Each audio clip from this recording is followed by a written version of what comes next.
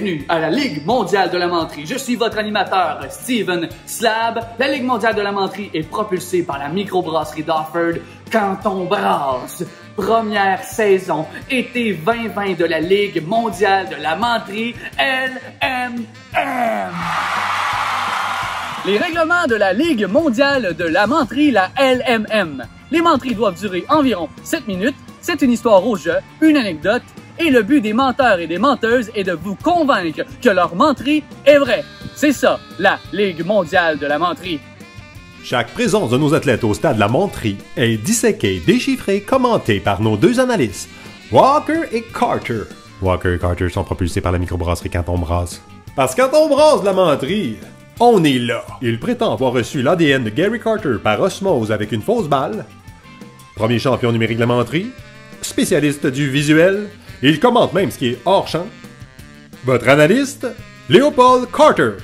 Il a été proclamé meilleur menteur d'une multitude de concours, surnommé le baron de la menterie, spécialiste des légendes de village. Il n'hésite pas à rehausser le commentaire en ajoutant du piquant.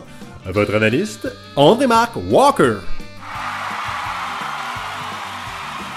Division des cantons. Ça, c'est ceux qui habitent pas sur le bord de l'eau, qui habitent dans les terres. C'est le premier match de la Ligue mondiale de la menterie, la LMM.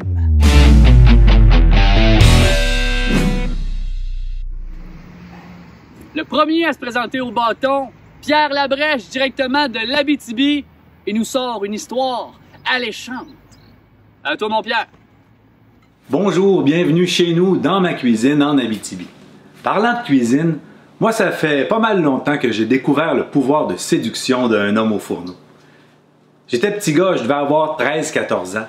Pour impressionner ma belle grande cousine qui en avait 17, je me suis lancé dans la pâtisserie. Oh, puis pour faire des choses ordinaires, à un moment donné, j'ai même fait une bombe Alaska. Ça, c'est un gâteau blanc, une génoise, sur laquelle on met une grosse boule de crème glacée, qu'on recouvre de meringue puis qu'on envoie griller dans le four. C'est délicieux, mais c'est surtout très spectaculaire. À peu près au même âge, j'ai fait un baba au rhum. Je voyais ça dans Astérix, baba au rhum, sauf que je connaissais pas vraiment les effets du rhum. J'ai appris. Aujourd'hui, vous devriez voir craquer les femmes quand je fais la pizza. Quand je prépare la pâte avec des gestes sensuels, pétrir, étendre. Vous devriez les voir saliver devant tant de douceur. Ou bien voir les dames s'allumer quand je flambe les crèmes brûlées avec mon souffle chaud. Dans la cuisine comme dans la vie en général, l'expérience fait que les gestes deviennent naturels. Mais il y a une chose qui ne s'apprend pas, c'est le plaisir. Le plaisir de manger, le plaisir de cuisiner, de jongler avec les ingrédients. Parmesan, safran, origan, vin blanc, un délice. Il arrive quand même parfois que c'est moins bien réussi. Et puis deux fois, il y a aussi des drôles d'effets. J'en ai pas parlé souvent parce que c'est franchement impressionnant. La première fois, c'est il y a 5-6 ans. J'ai trouvé ça drôle. Tu te dis, tu parles d'une coïncidence. J'étais en train de faire la tarte au citron. C'est bon, la tarte au citron.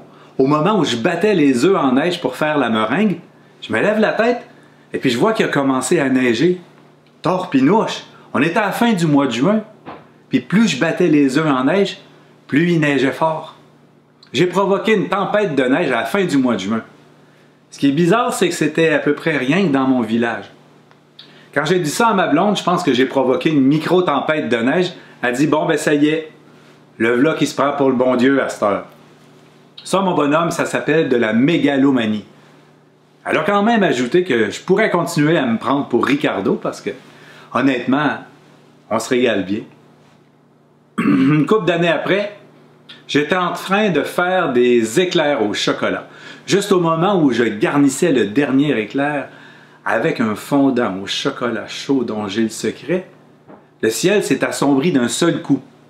J'ai vu de l'autre côté du lac un grand éclair zigzaguer dans le ciel, patatraf! Et puis un autre, bing, bang, crac, une volée d'éclairs. On a eu un orage de fou. Qu'est-ce qui s'était passé? J'ai fait des recherches. Vous savez probablement que les éclairs naissent dans les cumulonimbus gorgés d'humidité relative au moment où l'air chaud et l'air froid se rencontrent, ça fait une friction qui provoque des éclairs. Moi, c'est pas pour me vanter, mais mes pâtes à choux sont légères comme des nuages. À l'intérieur, je mets une crème pâtissière moelleuse, fraîche. C'est donc évident que c'est la rencontre entre la fraîcheur de la crème pâtissière et puis la chaleur de mon fondant au chocolat qui avait provoqué la volée d'éclairs. Un an plus tard, en septembre 2017, vous vous souvenez sûrement de la grosse vague de froid qu'on a connue. Je pense que c'est à ce moment-là qu'on a entendu parler pour la première fois du vortex polaire. Je sais pas ce qui m'a pris, moi, de faire de la crème glacée en septembre, mais il faisait tellement chaud, tellement beau, puis j'avais encore plein de belles framboises dans mon jardin. Un délice, ma crème glacée aux framboises. Sauf qu'au beau milieu de la nuit, crac!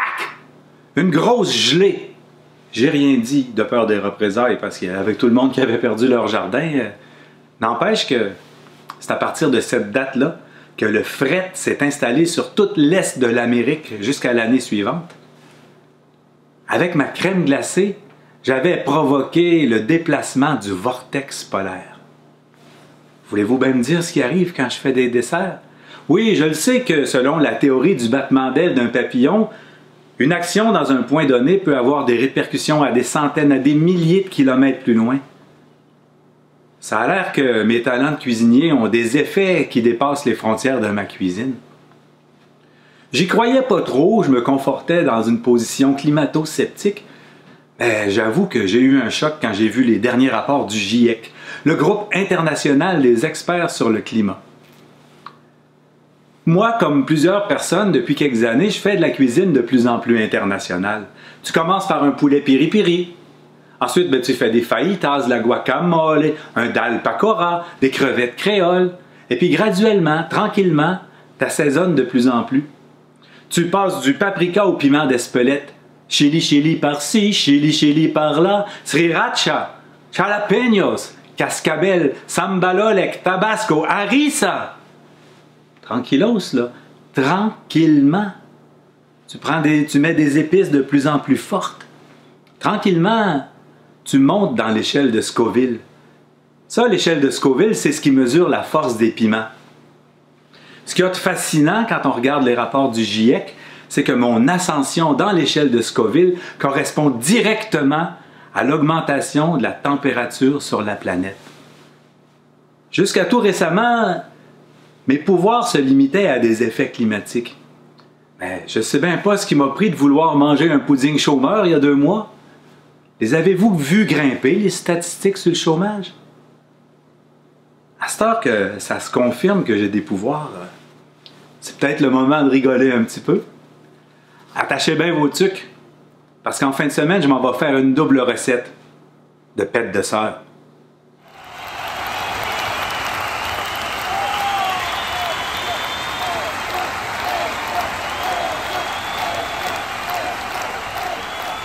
OK. Je pense qu'on a tout. Ouais.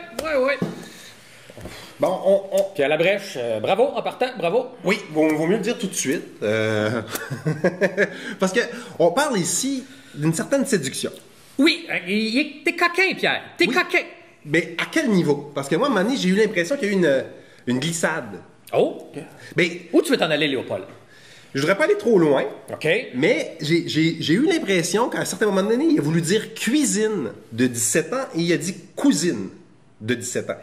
Belle technique de menteur, créer un lapsus pour créer dans le cerveau des écouteurs, des récepteurs du mensonge, faire en sorte que on se sent aimé, apprécié. Oui. C'est bon ça, puis apprenez des notes pour les futurs menteurs. Puis il y a un doute qui est là. T'sais, on se demande tout le temps, il va-tu nous faire un compte sur la cuisine, sur la météo, sur la séduction, sur... Et où la menterie? Parce que tu sais, dans le fond... Ouais, parle de ça, Léopold. Léopold. Oui, Puis Pierre, il se dit de l'Abitibi, utilisant l'adage bien connu que pour mentir, si on s'habite très très loin, il y a à beau mentir qui vient de loin, Noranda. Bravo encore, Pierre. À ça, je dis bravo. Oui. Mais il essaie de mentir. Il essaie de mentir. Mais là, il nous fait croire qu'il a fait neiger en Abitibi au mois de juin. Pierre! C'est exagéré. Non, c'est pas exagéré. C'est normal. T'habites l'Abitibi, Pierre. Il neige au mois de juin. Pense quand même à la fin août, il recommence à neiger pour l'hiver d'après. Oui, mais c'est exagéré d'utiliser ça comme une menterie. Oui, c'est ce que ça, je veux dire. Mais surtout, là, il a failli annuler le match. Tu sais, de la neige, ils sont habitués. Ils ont des surfaceuses, ils ont des blayeuses, ils ont toutes sortes d'affaires, là, là-bas, oui. là. Mais sauf que les orages électriques, hein? Quand t'as un bâton d'aluminium, t'es sous le terrain. On annule. On annule. Tout ça a failli être annulé à cause de la menterie à Pierre. Fait qu'il a fallu pas avoir de ligue. Ça fait être éliminé complètement. Les cantons, ça a été la fin. Mais, monsieur Pierre Ricardo Labrèche, bien hâte de vous revoir. Je vais vous commander un bon 2 hot dogs moutarde chou avec un petit pretzel maison. Je ne sais pas si t'es capable de faire ça. Parce qu'on va se le dire, Pierre, tu nous as fait regretter le hot dog. Puis ça, nous, on était satisfaits avec nos hot dogs, nos pretzels ordinaires. Mais après ta menterie, là, la vie redevient vraiment ordinaire.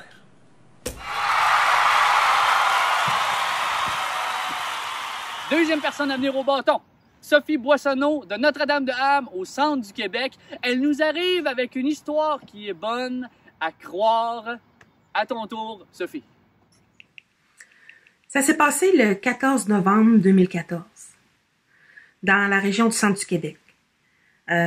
Pour vous situer un peu, c'était sur la route 161. 161, 1 plus 6 plus 1, ça fait 8 sentiments d'unité, d'absolu, l'infini.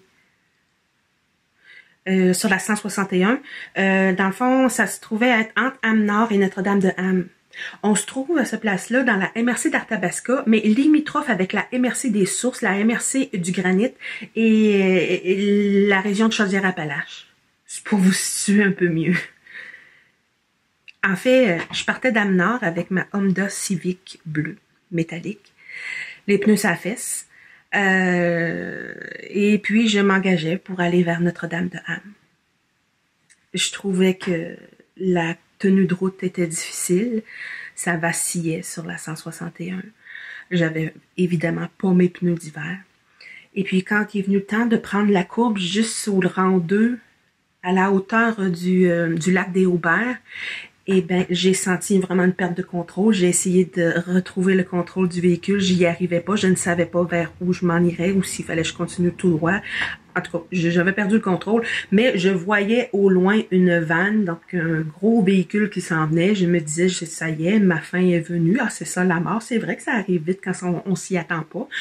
Et puis, je me suis demandé, est-ce que je fais de l'évitement et j'embrasse le fossé ou je fais un face-à-face parce que j'ai pas eu le temps de me poser trop de questions. Et j'ai pogné le fossé en tournant. Là, l'auto a tourné, elle est tournée. Je pensais pas que le fossé était si creux que ça. J'ai eu le temps de faire 3 tours. Le temps que ça tournait, je me disais, je t'aime, pardonne-moi, je suis désolée, merci. Je t'aime, pardonne-moi, je suis désolée, merci. Je t'aime, pardonne-moi, je suis désolée, merci. Je t'aime, pardonne-moi, je suis désolée, merci. Une espèce d'incantation ancestrale hawaïenne qu'on retrouve aussi dans toutes les régions autour, dans le Pacifique. Et donc une incantation de prière ancestrale pour se repentir, pour demander pardon ou pour se sauver la peau, demander de la guérison. Tout ça pour dire que tout le temps que ça tournait, j'ai récité ça. Et quand ça s'est arrêté, je dis ah tiens, enfin, ça a été long. Et puis et je me suis demandé, est-ce que je suis morte, est-ce que je suis vivante? Et c'est là qu'il y a eu un impact incroyable, où j'ai l'impression que j'étais sur une chaise berçante et que la chaise berçante s'est renversée, puis que mes pieds, enfin on voyait pas vraiment mes pieds, mais que je vivais une décorporation, tout mon corps physique s'élevait au-dessus de moi, mon âme partait, le corps éthérique, le corps astral, en tout cas il y a une partie, mes auras, toute la gang, on partait ensemble pour se rejoindre en haut quelque part où il faisait chaud, il faisait doux, là où il y avait des voiles, là où il y avait de la soie, de la volupté, là où il y avait de la douceur, mais surtout une espèce de lâcher-prise, une espèce de douceur, une plénitude comme je n'avais jamais vécu. Il y avait de la lumière, il y avait des silhouettes. C'était pas vraiment des silhouettes humaines, mais il y avait cette sensation-là diaphane qui était très apaisante, très réconfortante. Puis là, je me suis posé la question, est-ce que c'est ça la mort? Est-ce que c'est ça la mort dont la majorité des humains craignent? Je me disais que c'était beau. Je me sentais remplie. Je me sentais adéquate. Et c'est là que j'ai vu le tunnel, la lumière au bout du tunnel. Enfin, après 44 ans, je vois au bout du tunnel une silhouette douce et j'entends le bruit des pantoufles qui s'avancent. C'est les pantoufles de ma grand-mère maternelle. C'était Marie. Marie au bout du tunnel qui me dit « Oh non, Sophie. Pas déjà. Oh non, Sophie, retourne de bord. C'est pas le temps, c'est pas le bon timing. » Et puis là, moi, d'être à l'écoute, et j'avais tellement envie de lui parler, de l'embrasser, puis de lui dire comment j'aurais aimé ça et passer plus de temps avec elle, le temps qu'elle était vivante. Puis... Mais je l'ai écouté. Je l'ai écouté. Son conseil bienveillant de me retirer. C'est à ce moment-là que j'ai vu que je devenais comme un lieu de tournage. Il y avait une caméra principale qui filmait la scène avec la Honda Civic bleue métallique. Et il y avait plein d'accessoires du show de Penouche là, qui étaient sortis par les fenêtres, qui étaient fracassés parce que j'avais fait un show la semaine avant. Puis j'utilise mon auto comme loge. Là, il y avait des choses partout éparpillées. Il y avait cette caméra principale. Et puis, je me sentais comme si j'étais pas toute seule. On était nous. On était une équipe. Moi puis ma gang d'Aura ou je sais pas quoi. Mais c'était bon. Hein? C'était bon. Il y avait un sentiment d'unité. Mais surtout de l'amour. De l'amour inconditionnel. De l'accueil. Du non-jugement. C'est là qu'il y a une autre caméra qui est arrivée. Elle s'est dirigée à Québec, dans la maison de mes parents. Et puis là, on entendait ma mère qui disait « c'était la fête à Sophie la semaine passée, as-tu renouvelé son permis de conduire avec crème? Ça se fait pogner, là! Ouh! Elle qui fait beaucoup de routes, ça se fait pogner, elle va avoir une méchante amende. » Puis là, mon père qui rétorque « Ah ouais, puis j'espère qu'elle n'a pas fait poser ses pneus d'hiver. En région montagneuse, on prend pas de risque. Le 14 novembre, risque de neiger. » L'autre caméra 3, qui était dans la jeune femme et le jeune homme et le chauffeur de la vanne, ceux qui sont arrêtés pour me secourir.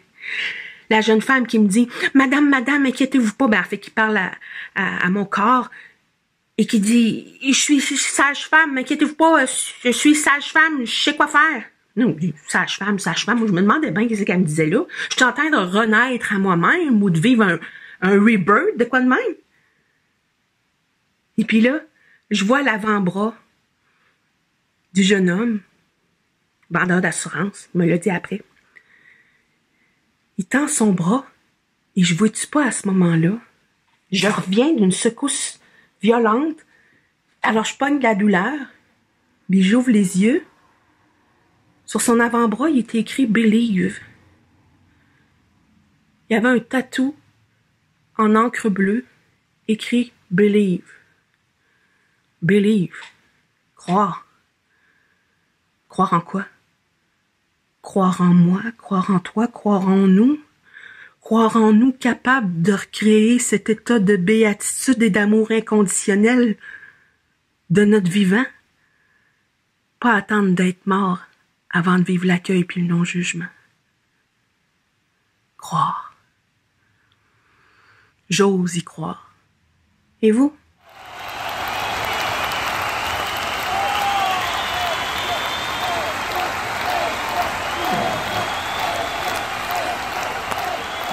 C'est fort, hein? Je pense que... Sophie, bravo. Tu sais, en fait, mettre dans son compte Believe sur un tatouage bleu métallique, à quelque part, comme ça, Honda, je trouve que là, la menterie rentre dans la peau. Un petit rappel bien placé qui fait un référent à quelque chose de logique. Ce que j'ai remarqué également, si tu permets, Léopold... Vas-y, André-Marc, garde-toi. Belle utilisation de techniques de compteur avec l'utilisation des chiffres. Parce que Léopold, savais-tu que lorsqu'on met un chiffre dans nos statistiques, 63% des gens vont le croire. Et 89% des gens vont finir par le croire si on met 2 statistiques dans nos menteries. Je te crois. Excellent, c'est prouvé. C'est prouvé. Ce que j'ai aimé aussi, hein, c'est le lâcher prise. Parce que le lâcher prise une fois, lâcher prise 2 fois, lâcher prise 3 fois, retirer. C'est fort. C'est fort. Bien pensé. Un autre référent de baseball qu'il faut utiliser. Et bon, l'arrière-plan, moi je tiens à signaler, chaque fois qu'il y a un tableau, hein, pour éviter que les gens tombent dans le tableau sans le savoir, on a l'énergie qui est là, hein, une belle énergie. Puis la partie, encore une fois, a failli être annulée parce que quand Sophie s'est présentée, hein, elle était avec ses auras, ses chakras, tellement de monde sur le terrain qu'on ne savait plus combien de joueurs, c'était pas évident. Léopold, j'ai remarqué autre chose, si tu permets. André-Marc? Grâce à cette spiritualité-là, Sophie nous fait un référent de baseball. Vraiment? Les Angels de Los Angeles. Et voilà, tout est là, c'est comblé, c'est fermé. Je dis bravo.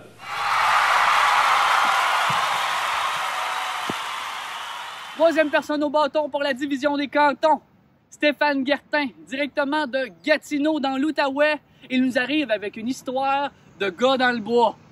À ton tour, Stéphane. Ça a commencé à la semaine de relâche. Mon cousin Rémi et moi, on avait décidé d'aller se ressourcer au camp.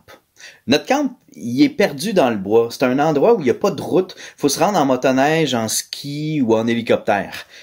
Et là, en plein milieu de la forêt, on sentait les énergies célestes entrer en nous. Et tranquillement, on redevenait des bêtes. Des hommes bêtes. Et des hommes bêtes, en fait, ça n'a pas besoin de réfléchir pour savoir ce qui est bien, ce qui est mauvais. Non, ça le sait. Alors, en tant qu'homme bête, on s'est dit qu'on allait vivre tout ce qu'on avait à vivre cette semaine-là pendant la semaine de relâche. Et là, le matin, tout d'un coup, on se lève, puis je me suis dit, ça y est. Aujourd'hui, on fait de quoi de spécial? Rémi, réfléchis pas. Dis-moi la première affaire qui te passe par la tête quand je te demande c'est quoi le bonheur. Puis il me répond une crêpe au sirop d'érable. Parfait. On l'avait notre quête du bonheur cette journée-là. Fait qu'on se met à fouiller dans les armoires. On trouve de la farine, mais qui était pognée en pain. On a trouvé du sirop d'érable qui était pogné en pain, puis du lait qui était pogné en pain, puis on n'a pas trouvé de pain. Bref, fallait aller voir Gilles. Gilles, c'est l'oncle qui habite le plus proche. En fait, on peut se rendre chez eux par les petits sentiers de motoneige. Même pas obligé de prendre la vraie route. Fait qu'on décide de l'appeler d'abord. Ça sonne, ça répond pas. OK, on va le rappeler une deuxième fois. Gilles, il répond pas tout le temps au téléphone. Fait que ça sonne. Et là, troisième fois, ça sonne. Bon, on va laisser un message. Fait qu'on lui dit, Gilles, on a une quête du bonheur. Aujourd'hui, on a besoin de crêpes au sirop d'érable. Et voilà. Et on attend. C'est sûr que Gilles va venir nous aider. Ah, il est toujours là, lui, pour ce genre de projet-là. On dirait qu'il aime ça, le bonheur, tu sais. Fait que, on attend, puis après ça, on se dit, ben, tu sais, peut-être que son téléphone, il est perdu dans la neige. Peut-être que son téléphone, il est en quelque part pogné dans un mur parce qu'il a fini une rénovation puis il l'a oublié là, tu sais. On prendra pas de chance, on va aller chez Gilles. Rémi connaissait tous les petits sentiers parce que pour se rendre là, il faut tourner à droite, à gauche, à droite, droite, gauche, puis c'est tous des petits sentiers sans aucune pancarte. Faut savoir où est-ce que tu s'en vas. J'embarque derrière lui sur la motoneige, puis il part. Et on se promène comme ça. C'était une belle journée. Il y avait du beau soleil, la neige était cristalline partout autour de nous. Malheureusement, il commençait à faire chaud, puis le moteur du skidoo chauffait jusqu'à temps qu'il arrête. Bon, on va mettre un petit peu de neige dessus. On attend. Puis il repart. Et on est reparti. Et le soleil se promenait entre les branches stroboscopiques à travers la forêt. C'était magnifique et le moteur arrête encore. J'ai dit, Rémi, en ce moment, le temps est un obstacle au bonheur. Il va falloir trouver une façon qu'on perde moins de temps à essayer de chercher le bonheur. J'avais remarqué tantôt sur le bord du chemin qu'il y avait des chaudières accrochées après des arbres. C'est parfait. on les prend, puis les chaudières étaient pleines en plus. Ça va être pratique. Remonte sur la motoneige avec nos chaudières, et là, dès qu'on sentait que le moteur commençait à chauffer, choup, on versait la chaudière dessus, puis on pouvait continuer sans que le moteur arrête. Et on continue, une chaudière, 2 chaudières, 3 chaudières, sort de la forêt, arrive sur la petite rivière, et là, le moteur arrête. Une chaudière, 2 chaudières, 3 chaudières, rien à faire. Le moteur était stallé là. Autour de nous, il y avait du sapinage, des arbres, du soleil, du ciel bleu et un petit chalet bleu. On marche. Toc, toc, toc. Et répond à la porte une femme en bikini. Elle était en bikini parce qu'elle sortait, elle s'en allait en fait dans son jacuzzi. Puis elle nous dit, voulez-vous venir avec moi? Je suis tout seul. Puis on dit, madame, vous comprenez pas. Nous, on a une quête du bonheur à accomplir. Pouvez-vous, à la place, nous amener chez Gilles ou nous amener au village pour que quelqu'un nous aide avec la motoneige? Et elle n'a pas voulu nous aider. Elle avait pas compris c'était quoi la quête du bonheur. Fait qu'on décide de se rendre jusqu'au village. Arrive là, demande à une couple de gars, et finalement on trouve quelqu'un qui connaissait Gilles, qui savait très bien c'était où la petite rivière où on était pris, et il nous dit, parfait, je vais vous amener là, après la game. Il y avait une game de hockey. Mais dans ce village-là, les games, ça durait éternellement, là. Ils jouaient tant qu'il n'y avait pas de but compté. Là, c'était toujours 0-0 après 2 heures de match. Pour eux, le hockey, c'était comme le soccer. Ça se promenait d'un bord puis de l'autre, jamais aucun point qui était compté. Fait qu'on s'est dit, tiens, on va participer. Ça va être important parce que là, sinon, le temps va encore être un obstacle à notre quête du bonheur. Rémi se met dans une équipe pour la faire gagner, je me mets dans l'autre pour la faire perdre. Ça marche en dedans de 2 minutes, 3 buts comptés. Enfin, la game était finie. Et là, tous les gars s'en allaient manger à cabane à sucre. Mais non, vous comprenez pas. Nous, on a une quête du bonheur. Et là, on leur explique un peu, puis finalement, on réussit à en réchapper 3-4 qui viennent nous aider à réparer la motoneige sur la rivière. On arrive là, il n'y a aucun problème. Ils sont capables de toucher tout ce qu'il faut dans le moteur. Fou! La motoneige démarre. Mais pas capable d'avancer. Elle est arrivée sa rivière très chaude. Et là, les skis ont fait fondre légèrement la glace. Puis ils se sont figés dans la glace. La motoneige est complètement prise dans la rivière. Et là, autour de nous, il n'y a rien pour nous tirer. Il n'y a pas d'arbre proche pour mettre une corde. Personne ne peut venir sur la rivière avec un véhicule. C'est trop chaud à ce moment-là. Puis je dis, est-ce que de l'eau chaude, ça marcherait? On s'en va direct à la petite maison bleue en apportant nos chaudières. Puis j'explique à la dame, désolé, il va falloir prendre l'eau chaude de votre jacuzzi pour nous aider. Mais évidemment, on a été gentils, on a pris son eau chaude, puis on y a remis l'eau tiède qui était dans nos chaudières.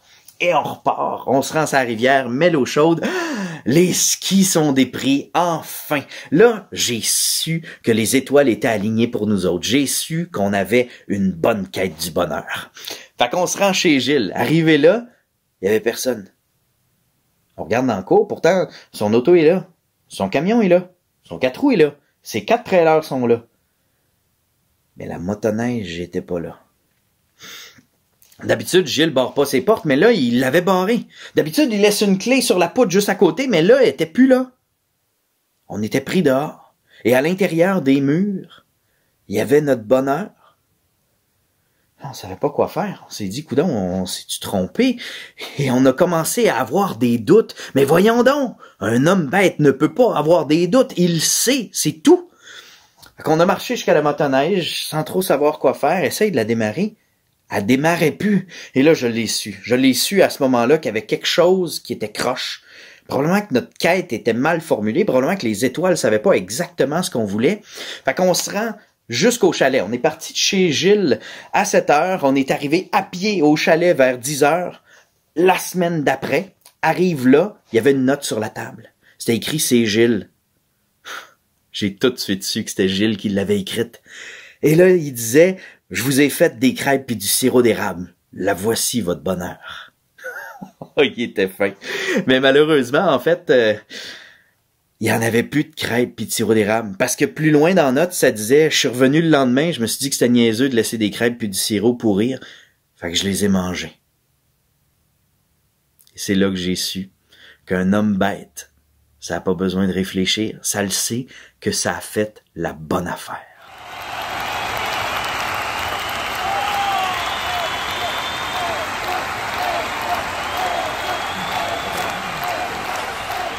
Mais je pense que tout est là. Le décor est dressé. Hein? Parce que moi, la première chose que je voudrais nommer, Oui. c'est le décor. Ben, Léopold, je t'arrête, il n'y a pas vraiment de décor. Ben, André-Marc, la chemise. Oh oui! La chemise oui. et le décor. Et tu sais comment je suis sensible de sa chemise. Tout à fait, c'est même toi qui m'as demandé de m'habiller ainsi. Ouais, voilà. T'es un chemisier au pair, mon Léopold. Alors, donc, le décor est placé. Je sais que t'es pas très objectif quand vient le temps de parler de Stéphane. Hein? C'est des sensibilités. Hein? On est tous comme ça. Oui, Même- et c'est pourquoi que j'ai fait des recherches, mon Stéphane. J'ai vérifié où était la véracité de tout ça. Je suis allé fouiller dans ton arbre généalogique et il n'y a pas de cousin Rémi dans ta famille. Et ça, c'est fort. Oui. Une autre belle utilisation d'une technique de menteur qui est de prendre quelqu'un qui n'existe pas. Impossible de contredire ce qu'on dit par après. Bravo, Stéphane. Et puis, la quête de la nourriture. Oh, wow. L'as-tu remarqué? 2 garçons dans les cantons, les deux Oui. focusés sur la nourriture. On sent qu'ils vont chercher le vote là, le vote culinaire. Et comme tu disais depuis Ricardo, le vote culinaire sur les internets est fort. Par contre, petit bémol, M. Gartin, Ah, je savais que l'analyse finirait comme ça. ceci, là. Oh non, non! Hey, moi, là, je ne suis pas un expert dans le mime, mais ceci, là, ce n'est pas le mime de quelqu'un qui est en skidoo, OK? J'ai pas pratiqué les arts martiaux, mais ça a plus l'air d'un cheval qui est pas trop en forme. Vie et mort d'un cheval boiteux, mon Léopold. Oui. À retravailler la prochaine fois, Stéphane. Bon, mais il faut dire que sa finale, sa grande finale était forte, parce que moi, j'ai rarement vu ça. Quelqu'un qui fait partir d'une balle lente à aller vers une balle rapide. T'as vu l'accélération? Oui. Ni une, ni deux, une semaine de revol, les crêpes sont mangées. C'est un changement de vitesse en accélération. Voilà. Stéphane Gartin, t'es un lanceur d'alerte. J'aime ça.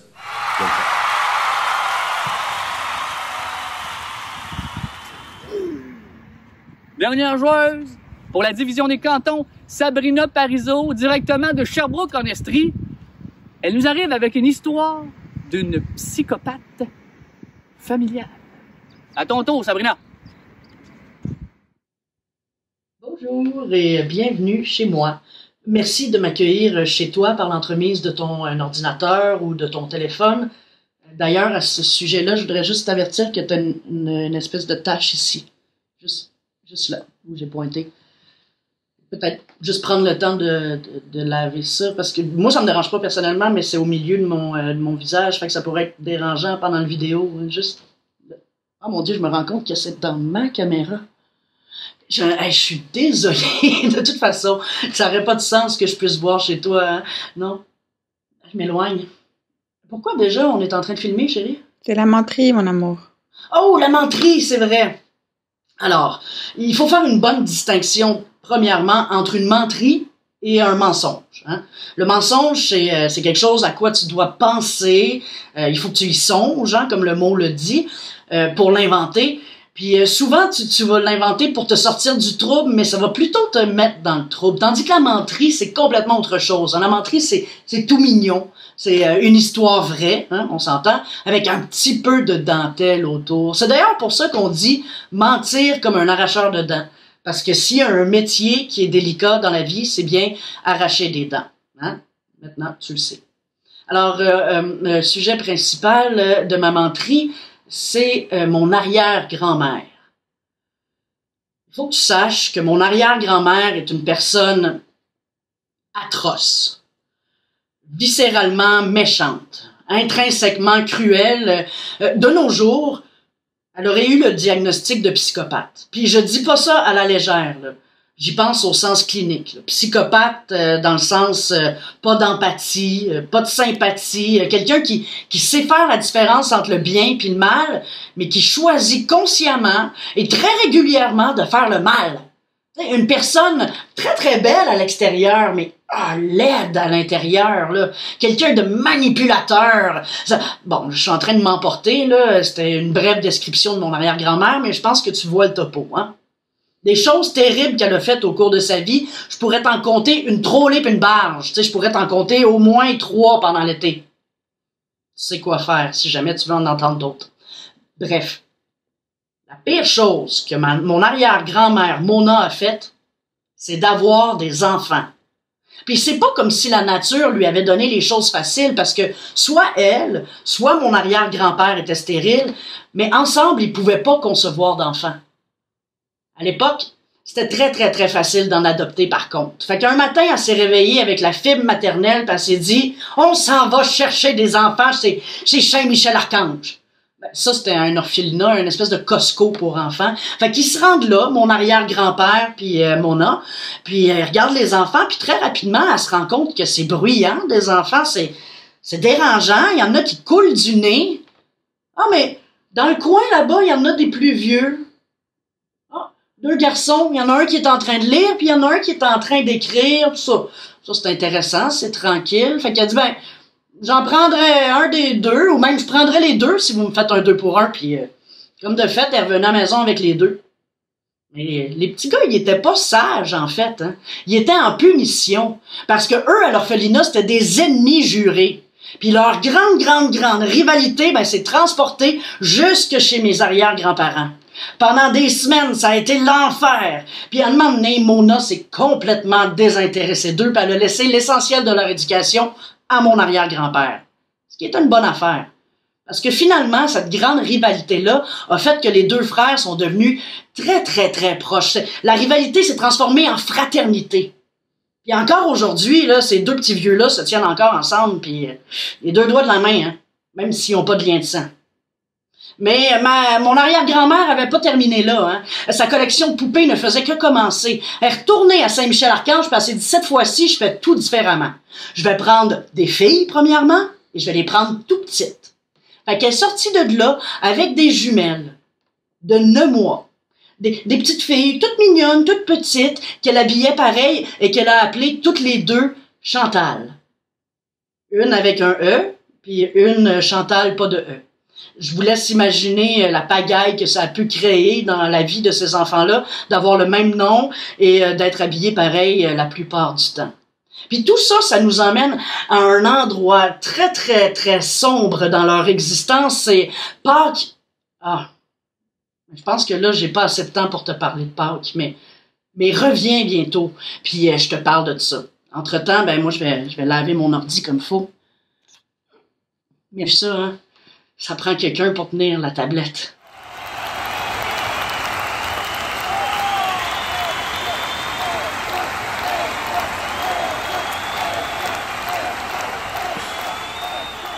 Voyons. Pas parfait, hein? Elle nous a eu. C'est même pas sale dans notre crâne. Très belle utilisation. On pense à un autre niveau, là. On rentre, c'est immersif. On pourrait être quasiment en 3D, Léopold. Mais je me demande même où est la caméra. À force de... Mais là, laisse-moi revenir un peu dans le champ de notre observation. Oui, Léopold. Le décor. Oui. Parce que, quelque part, spécialiste du champ, dans le champ arrière, on voit très bien un personnage secondaire qui est pas là pour rien. Là. Dans le film The Shining, je ne m'abuse. Shining, du réalisateur très connu et prisé Kubrick. Le Cube? Non, le réalisateur Kubrick. Le réalisateur du Cube? Oui, André-Marc. Oui, André-Marc. Le Cube Kubrick. Voilà, le Cube Kubrick. Donc, on voit que Jack Nicholson pourrait se mériter un Oscar pour son rôle à l'arrière-plan, on le voit bien. Mais, surtout, oui, la hache dans The Shining a une importance primordiale et la hache... Je vois où tu veux en venir, Léopold. Chez Sabrina, la hache... Sa photo de carte de joueuse recrue. Trouvez ça dans les intertoiles, farfouillez, allez sur notre site, vous allez voir, tout est là, on la voit. Beau rappel.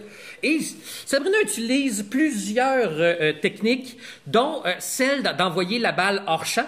Oui. Elle utilise une voix hors champ pour parler avec elle. Félicitations. Je ne sais pas, Sabrina, comment tu as fait pour avoir Élise Guilbeault dans ton vidéo. Juste lui dire que la LMM n'est pas UDA, par exemple. Peut-être que ça pourrait causer un problème. De le savoir. Mais avec le hors-champ aussi, il y a un risque. Ah, lequel? Ben, si tu vas trop hors-champ, à un moment donné, après 3 balles, tu peux être retiré, là. Ouais, c'est une technicalité, ça peut durer très longtemps, mais effectivement, Léopold, faut faire attention. Autre utilisation primordiale chez les menteurs, parler de quelqu'un qui est mort. Voilà. Son arrière-grand-mère, morte et décédée, donc personne pour la contredire. Prenez des notes, futurs menteurs et menteuses. Elle enterre la vérité. Elle enterre la vérité d'une certaine manière. Et je m'en voudrais de ne pas signaler qu'elle était déterminée. Vous avez farfouillé sur les internets, vous l'avez vu, sa photo de profil. Elle est prête à se faire frapper par la balle juste pour rentrer ses buts. Puis une fois ses buts, Sabrina, c'est une voleuse de buts. Parce qu'elle te le dit tout de suite que son vrai but, c'est le deuxième but. Puis c'est pas juste le deuxième but, elle est rendue au troisième. Là. Puis qu'est-ce qu'elle fixe? Le marbre. Elle veut rentrer au marbre, rapido, presto, et partir avec le concours. Et elle le fait avec l'appel au vote. Et ça aussi, c'est une belle technique, Sabrina. Je sais pas, Léopold, si vous connaissez cette technique. Ça s'appelle la technique Bradley. On demande aux gens de voter pour eux. J'aime ça. On est sur le bord de la piraterie. Un autre référent de baseball, les Pirates de Pittsburgh. Tout est dans tout. Et c'est ce qui conclut le premier match de la division des cantons. C'est maintenant le temps de voter pour votre meilleure menterie. Juste ici, en haut de l'écran, vous avez un lien web pour vous amener sur le site qui va vous faire voter pour votre meilleure menterie. Le prochain match de la LMM, la Ligue mondiale de la menterie, sera de la division littorale. À bientôt!